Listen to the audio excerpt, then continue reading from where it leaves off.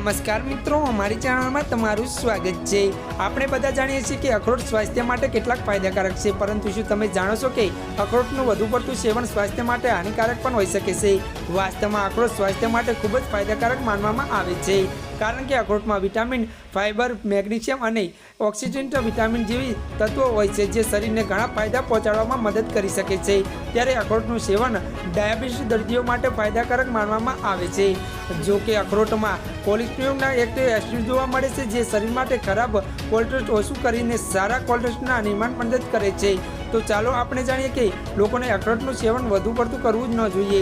ત્યારે મિત્રો, અખરોટમાં સારી માત્રામાં કેલરી અને ફાઇબર હોય છે, જે વજનમાં વધવામાં મદદ કરે છે। ત્યારે મિત્રો, જો તમે અખરોટનું વધુ પડતર સેવન કરો છો તો તેનાથી વજન વધી શકે છે। અખરોટો ખાધા પછી ઘણા લોકોને એલર્જી સમસ્યા થઈ શકે છે, તેથી તમને તેને ખાવાથી કોઈ પણ પ્રકારની એલર્જી હોય તો તેને ન ખાવું, કારણ કે અખરોટમાં ફાઇબર સારી રીતે માત્રામાં જોવા મળે છે।